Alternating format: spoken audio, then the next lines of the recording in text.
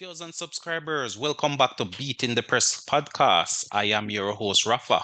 Now, coming up in today's podcast, we're going to be previewing the two big matches coming up on the weekend. Bournemouth versus Liverpool. And of course, Arsenal playing host to Crystal Palace. Now, joining me this evening to preview these two matches and to talk some EPL football, we have returning to the platform, Sir Cole. Which is again everyone. Glad to be back. Yes, indeed, Sir Cole. Welcome back. And we have lots of football action taking place on the weekend. This is the second half of that split weekend. So we have a number of matches coming up, but the focus will be on those two big games, Arsenal taking on Crystal Palace, and of course, league leaders Liverpool playing away to Bournemouth. But Sir Cole, let's kick things off. Let's jump straight into it. Gunners, Arsenal versus Crystal Palace. I mean, Arsenal seem to be in a free fall currently. Can they stop that fall versus, a wobbling Crystal Palace team, so to speak? Well, I believe they can. It will be very bad if they can't against a team like Palace. They're in a bit of a slump, yes, but I don't think they are that bad that they can get a result against Palace. Especially seeing that Palace is lacking some amount of firepower, because of the Afghan and the lot of players. So that should be able to, give Arsenal the edge and get better of Palace on this one. Yes, definitely. I mean, Arsenal should be well rested, Sir Cole. I mean, I'm hearing they were doing some warm weather training, so to speak, over there in Dubai.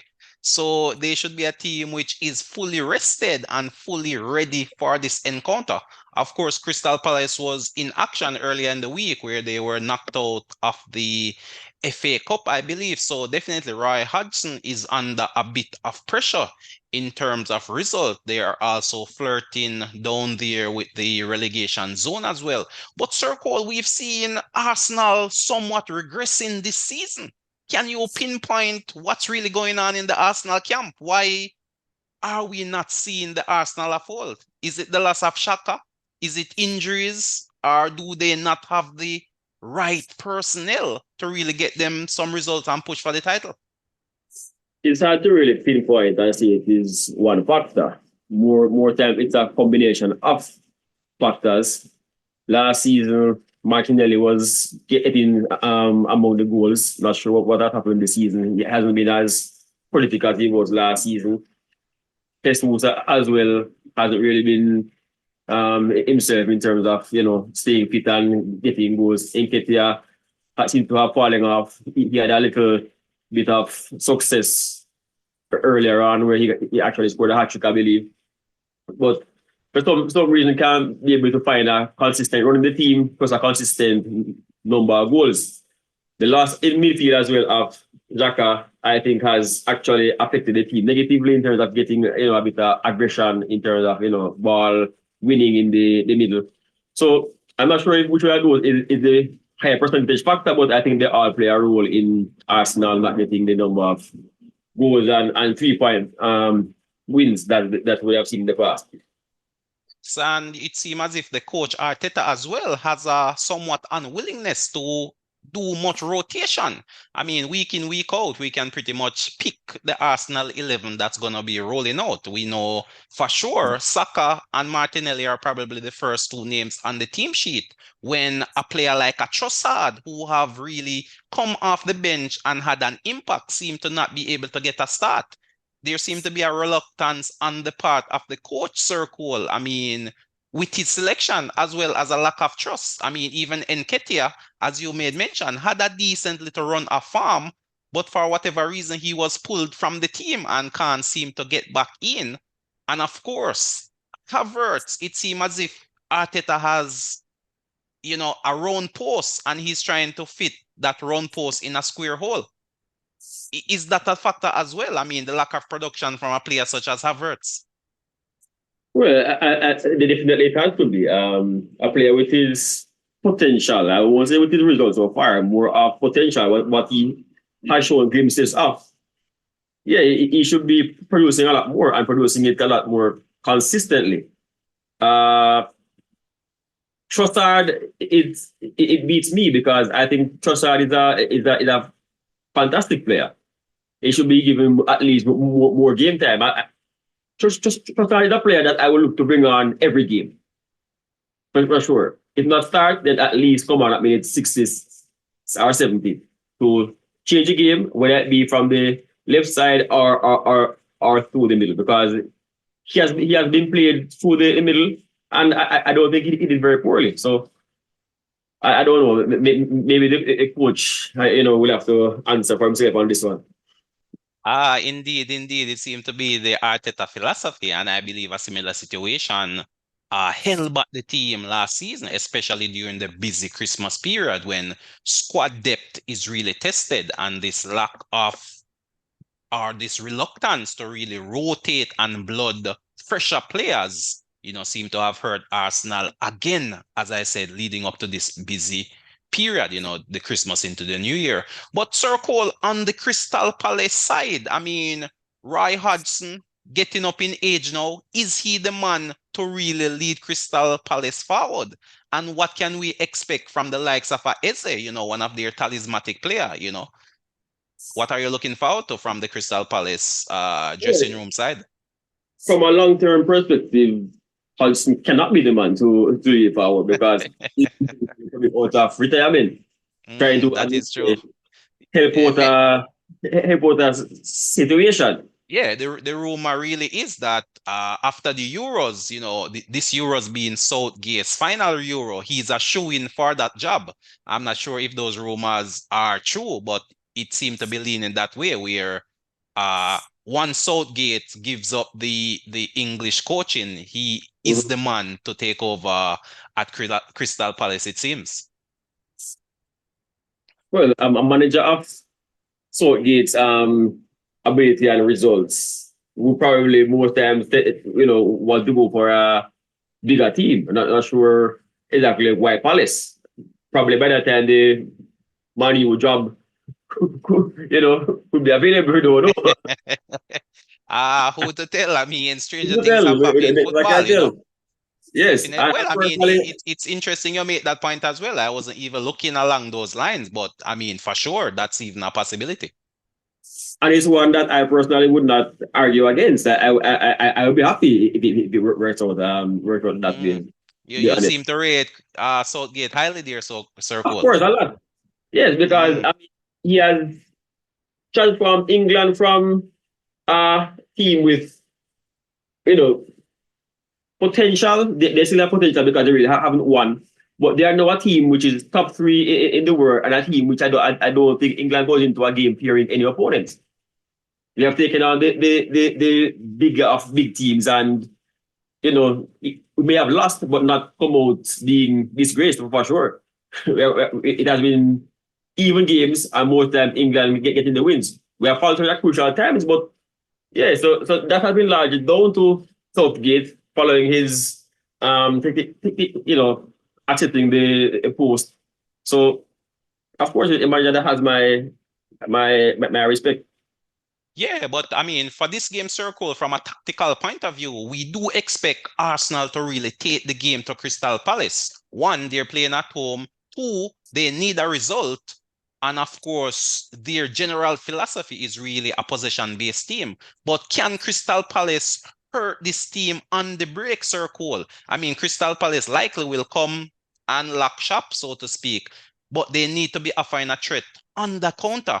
Do they have the firepower to really hurt Arsenal? Well, 2 players that are playing are playing in the Palace midfield. Eze and Olise have been getting some on points. I mean, some goal impact.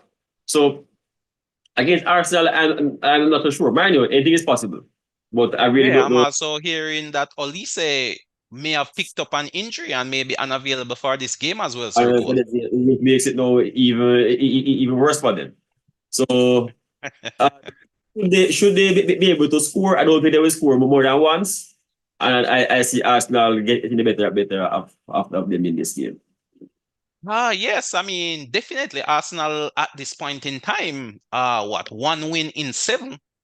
they obviously need a result. I mean, they've fallen down the table. They're now sitting in fourth with, heavy hitters Liverpool, Man City, and Aston Villa operating above them currently. So nothing less than 3 points for this one it would be acceptable, especially in front of an expectant Emirates crowd. I mean, this was supposed to be the Arsenal season circle, having what I would classify as battling it last season with the excuses that the team is young.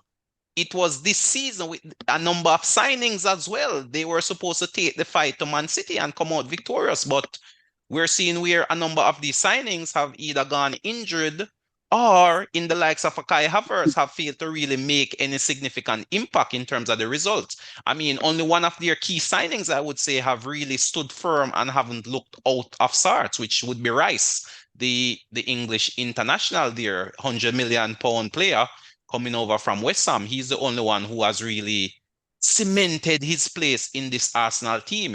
Timber from the jump, he has been injured, and Kai looking all over the place, out of sorts, really not producing what is expected at this level. So for sure, Arsenal should be looking to go all guns blazing for this one.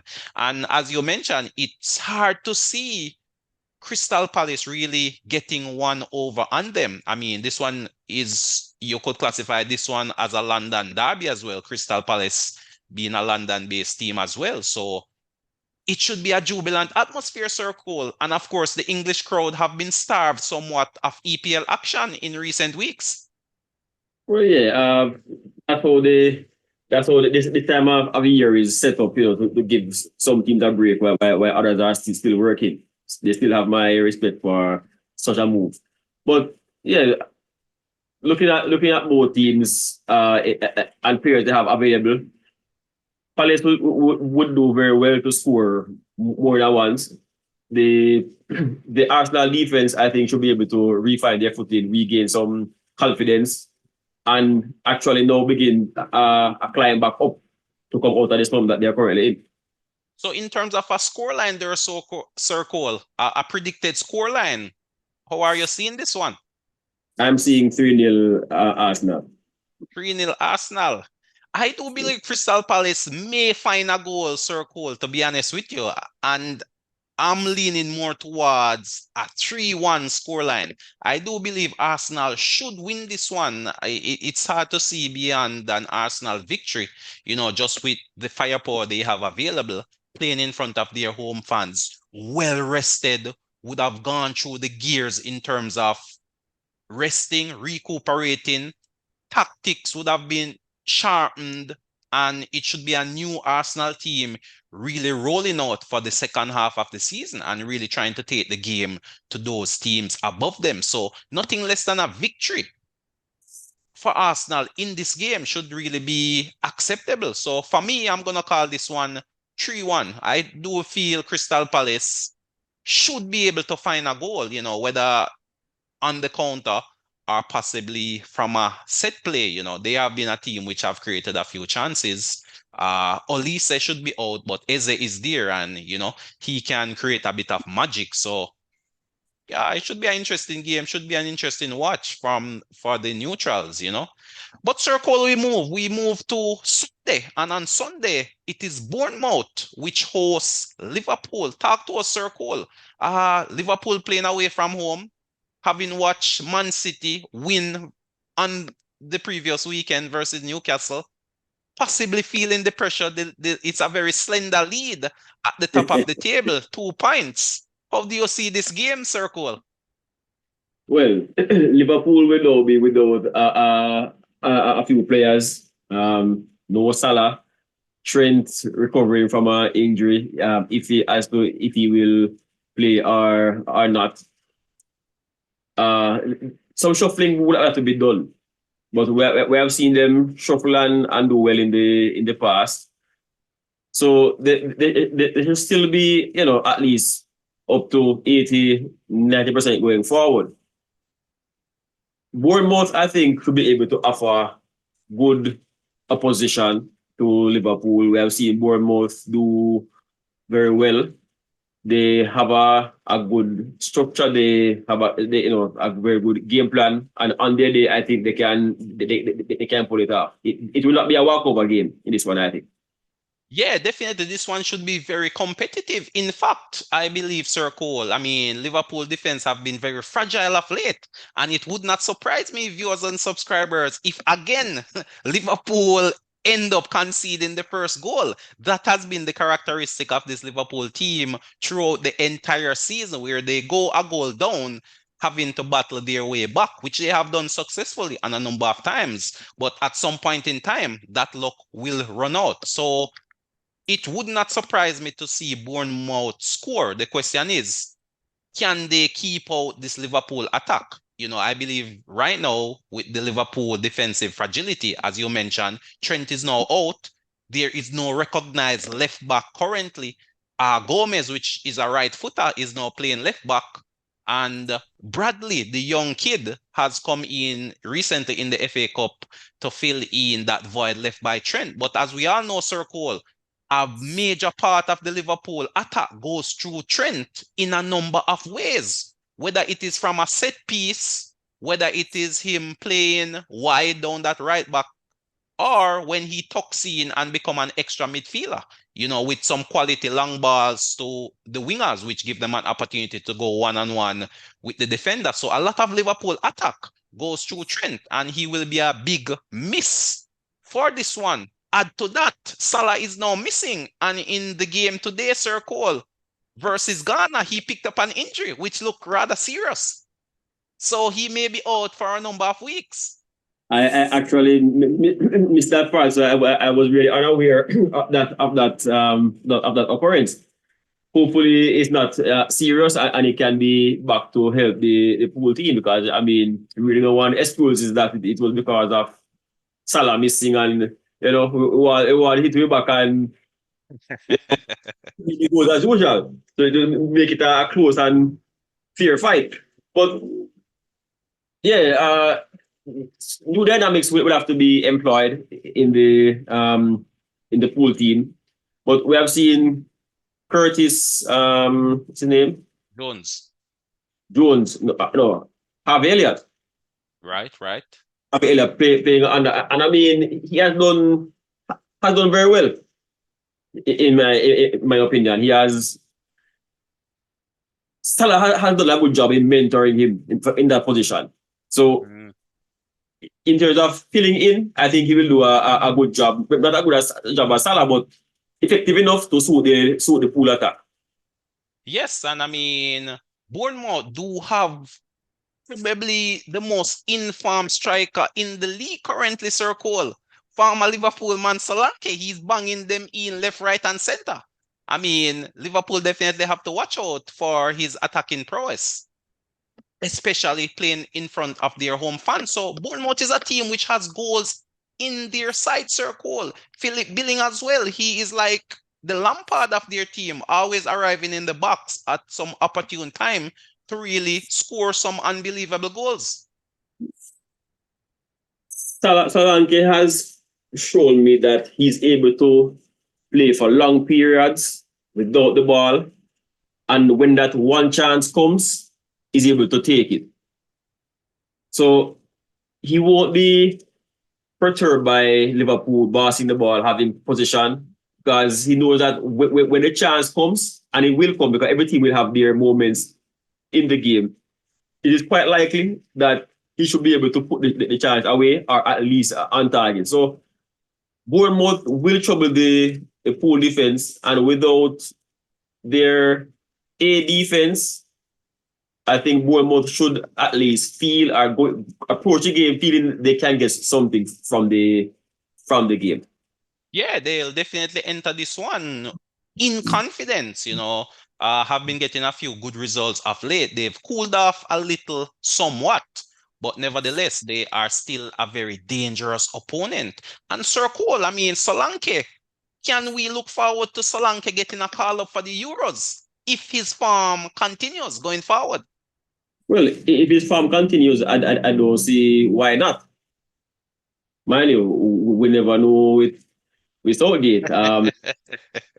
Last year for me, Ivan Toney, I think was in good enough form, and I think at least for his ability from 12 yards, could have been a part of the World Cup team. He wasn't, so I'm never quite sure as to how or the whys. But for everyone who is included, there's one person who is left out, and arguments can be made for them.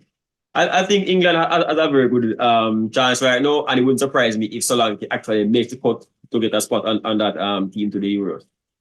Yeah, definitely it would be a good addition. Possibly an impact player coming off the bench, just in case the likes of a Kane or a Watkins is injured. But Sir Cole, I am more concerned, to be honest with you, about the Liverpool defense versus the Liverpool attack. I think we have enough quality in attack to hurt any team, with the likes of a Darwin Núñez really leading the line. Jota is now back, and we also have a Gakpo.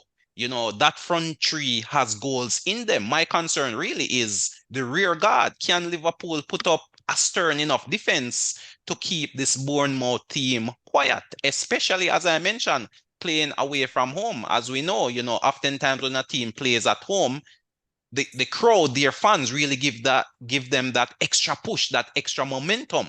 So that is really my concern. Can Liverpool defense hold up enough to keep this Bournemouth team at bay? I am not too sure, to be honest, Sir Cole. And of course, being the league leaders now, nothing other than a victory is acceptable, really. So Klopp has to go all guns blazing to get all 3 points. Yes, the pressure is on. Man City now have back their big gun going back, coming from behind to win last weekend. The gap is now 2 points. And Liverpool with a game in hand, am I correct?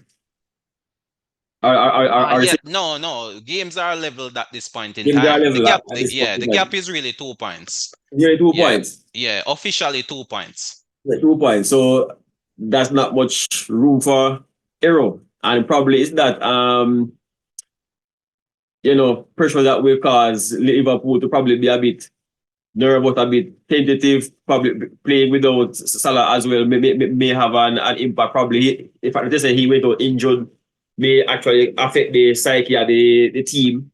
So it's really hard to tell. Mind you, I've seen them perform well and pull off the comeback a number of times. So probably going behind will not necessarily be a problem. But should they go 2 goals behind, then I will be concerned at that point. Yeah, definitely. Going 2 goals behind against any team is definitely cause for concern. But again, Sir Cole, I am not perturbed by the absence of Salah. I mean, we even have a player such as Diaz, which can really play on either side. So the attack, I am confident in, Sir Cole. As I said, the issue I have is really the defense, especially on that right side and on that left side. Van Dijk is there, Alisson and Kanate should form a formidable defensive spine. But the fact is, a lot of Liverpool play is dependent on their wing backs or their right back and left back really bombing forward and creating that overload. So And that is my concern. should you examine as well, a lot of Bournemouth attacks is actually on that side with Tavernier mainly policing on the left side. So the Tavernier and Solanke combination could really, bear fruit in this game with Liverpool's first choice right back being out.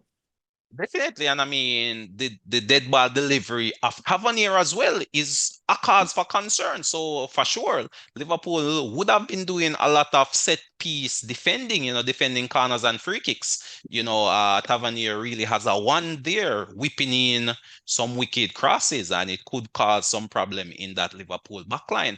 But Sir Cole, in terms of your expectation, we expect Liverpool to really dominate the ball with their high pressing style and building from the back.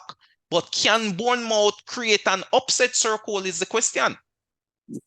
They can create the upset. I see. I hope that Bournemouth can actually score the first goal and get two, with that being said, the outcome I think is likely to be a 2-2 draw because Liverpool are proven that they are okay way behind and are not frustrated and can come back. In fact, I Yes. mean they've only lost once this season, at least in the league. Well, in My fact, I wouldn't even call that a game, loss, to be a honest, Sir loss. Cole, because that was a game which the referee basically cheated the team out of. So technically, really and truly, Liverpool is unbeaten in the league, in all honesty. Yeah, so uh, I see both teams scoring, and I'm predicting a 2-2 draw as the outcome for this game. Yeah, that's a fair prediction, Sir Cole, because I too expect a high scoring game. However, I'm gonna go against the grain and really go with a Liverpool win. I believe it's gonna be a shootout almost similar to the Newcastle Man City game. I believe 2-2 late on, and then Liverpool eventually finding a winner to make it 3-2. So for me, this call should be a away win for Liverpool, but definitely a very closely fought game, a game with a lot of twists and turns. But I feel Liverpool will have just enough to get them over the line. But it would not surprise me if Bournemouth, I should say, managed to hold out for a draw. It would definitely be a big upset if Liverpool was to go ahead and lose this game, in all honesty, you know. But anything is possible. The ball is round. But I'm going to show some confidence in the team this time around and definitely call a 3-2 win for Liverpool going into this one. Hopefully that will be enough to keep Man City at bay for another week. And, you take it one game at a time. Anything is possible. Well, I just all think that possible. So when is it? Sunday, we see how it goes. Sunday, Yes, 11:30. indeed. Yes, indeed. That game taking place on Sunday, and it should be that standalone game. So all eyes should be on that one. But Sir Cole, other games are taking place. Brentford, for example, is back in action. Ivan Toney should be looking to run out in that one. I mean, coming off his suspension, what can we expect from the likes of Ivan Toney, Sir Cole? We have only seen Tony play one game because he didn't play in the FA Cup last weekend. So he had a hat trick in the under 23 game, I believe, some reserves game. So he probably is not fully up to the level, but against a Forest team, I think he should be able to fancy his chances in that game, and it would be good to have him back on the score sheet. Good to have him as well as an option for England going into the Euros. So let's see what he has to bring to the table come on Saturday afternoon. Yeah, definitely. All eyes should be on that game as well, really, to see Ivan Toney coming off his suspension for his, I guess, his breaking of the rules in terms of gambling. And Forest is a team which is on a decent little run circle ever since the appointment of Nunes. Forest has been getting some results, but their team circle have been decimated with a number of their players going after the AFCON. I believe they are the team with the most players being represented in the AFCON in the English Premier League. So granted, their squad seemed to be one of the biggest as well in the league. Last year, I believe they broke some record for the most signings, I believe, in a calendar year. So I'm hoping they'll have enough firepower at their disposal to really give a stern test to this Brentford team, which have been flirting with relegation of late.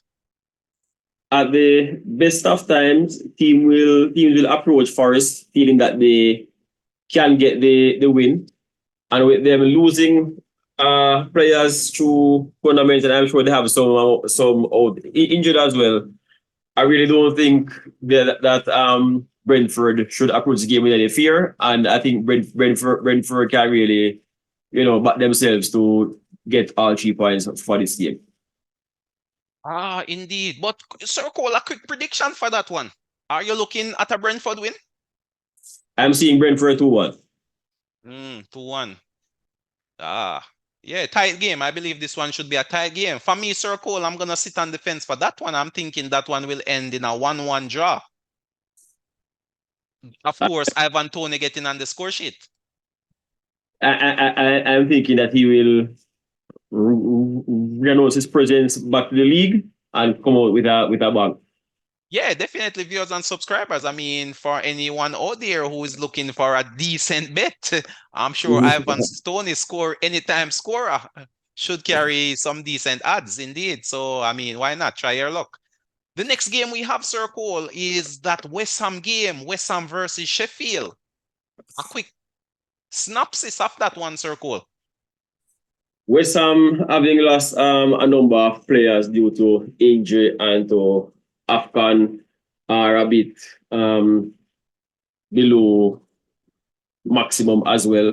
Kudos after Afghan. Not sure the state now of their other big player in Bowen.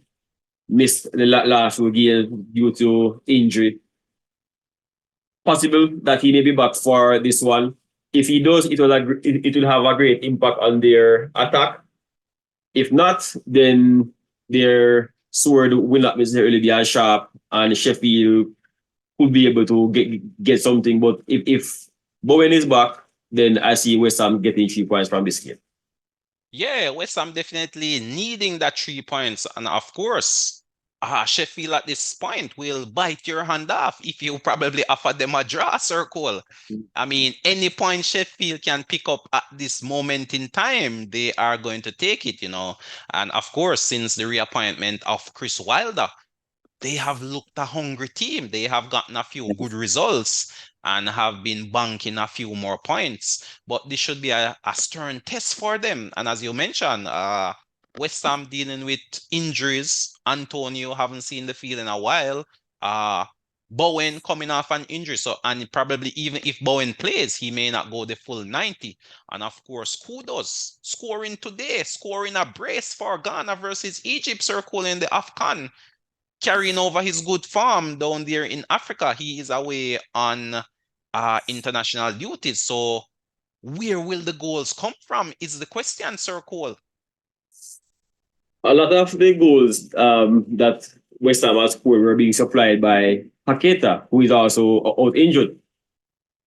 So their source for goals in terms of supply has really fallen off. Not sure how they will cope now if both Paqueta and Kudos are out and coupled with the loss of Bowen. Ings really didn't look too sharp in their FA Cup game, so not sure if the manager will put some faith in him again. It's worse, for all 90. So it's really a guessing game as to who will play, and without their big players, I really don't see them overcoming Sheffield. But with Bowen in good health, I believe that they can get 3 points for this one. So you're definitely looking possibly at a low scoring game then, Sir Cole. I mean, Sheffield hasn't really been firing on all cylinders themselves. You know, goals have been hard to come by. Their striker Archer seemed to be the one who has the goals, and you know, they haven't really been creating a lot of chances to really test their opponents, hence a number of poor results. But to me, Sir Cole, with, as you mentioned, the injuries to players off, supply not there, it may very well boil down to one of those Ward Pros free kick, circle, a set play. Yes, it very well could. And those are an essential tool to have in your kit. And we may very well see this being a 1-0 game being won by a goal from a set play. Ward Prowse to Suchek sounds like a possible script written. So, yeah, I'm seeing it 1-0 to West Ham. 1-0 to West Ham. Tight game. I'm gonna go with a 0-0 draw, circle. I just don't see either team really scoring. I think it's gonna be a defensive masterclass from both teams. You know, I'm sure Sheffield is not gonna go guns blazing, and West Ham with the lack of firepower or Bowen just coming back from an injury who may not be operating at 100%. I just think both teams are going to find it very difficult to break each other down. In fact, I believe this one will end in a goalless draw. But Sir Cole, any final thoughts in terms of this weekend's action coming up? After this set of games, there'll be another break, I believe, through for That's right.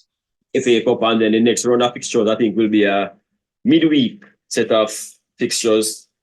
So I think teams prefer the normal format games Saturday and Sunday as opposed to having this break.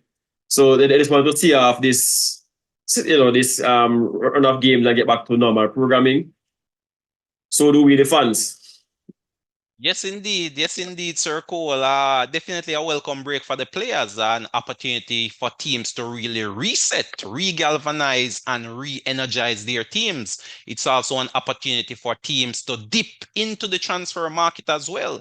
So we see a number of players moving to various teams, and it will be interesting to see how the squads shape up once the January transfer window is slammed shut. But viewers and subscribers, thank you again for tuning in to us here on Beating the Press podcast. Thanks again to Sir Cole for really coming on board and sharing his thoughts and his opinions. Of course, don't forget to leave your comment. What's your prediction?